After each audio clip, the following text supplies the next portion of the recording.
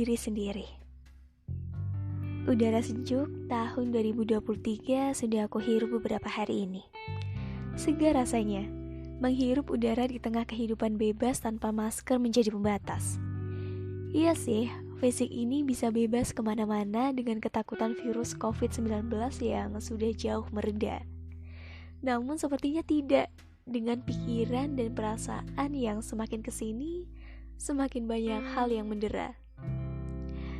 Kalian pernah tidak malas kemana-mana di mana nanti berpotensi bertemu dengan orang yang nyebelin di seluruh dunia, bahkan alam semesta? Ketemu orang yang nyebelin dengan bahasa basinya yang basi, bahasanya yang kelihatan ngece, kebiasaan yang badai, dan masih banyak hal-hal yang ujung-ujungnya gawe loro hati.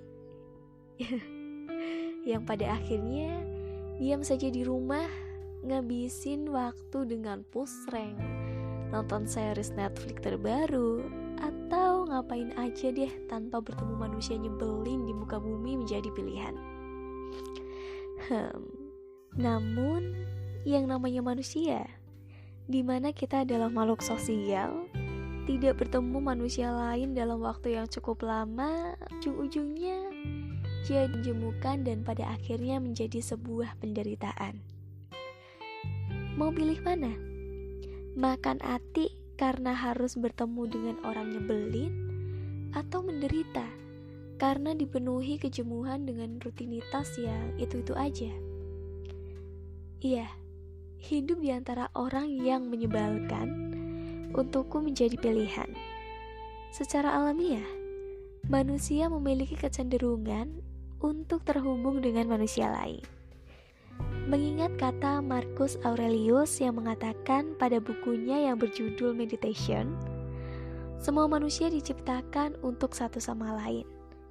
Iya, sebagai manusia normal, aku pun sama. Seharian mengurung diri di kamar walaupun ditemani dengan HP, buku, game, atau series kesayangan, tetap aja jenuh. Dan dorongan untuk bertemu teman, sahabat, rekan, atau ayang jauh lebih besar, walaupun berhadapan dengan resiko bertemu manusia yang menyebalkan. Oke, coba kita recall kembali hal-hal nyebelin yang biasa dilakukan orang lain terhadap kita. Kalau di umuranku yang 23 tahun ini sih, hal yang menyebalkan untukku tidak jauh-jauh dari obrolan orang-orang yang suka menanyakan kerjaannya apa. Masa lulusan sarjana manajemen dapat kerjaan yang gitu-gitu doang?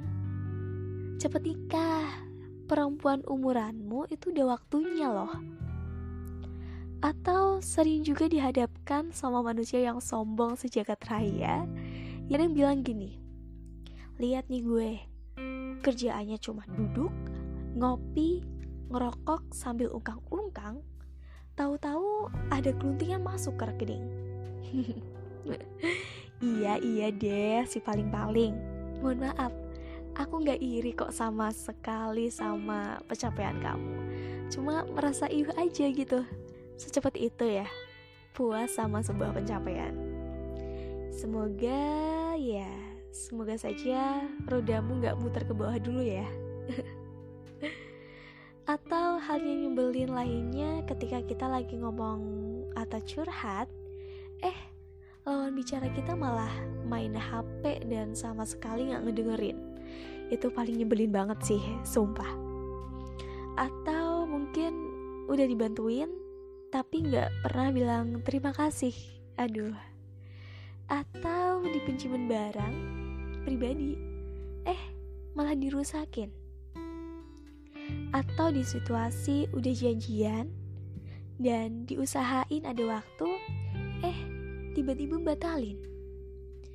Atau ada lagi nih yang paling nyebelin, udah diperhatiin, malah dicuekin.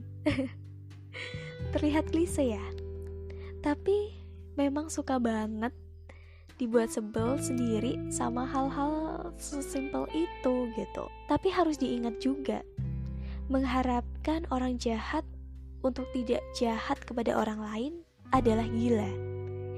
Itu adalah hal yang tidak mungkin. Jadi, adalah hal yang mustahil mengharapkan orang jahat untuk berbuat baik.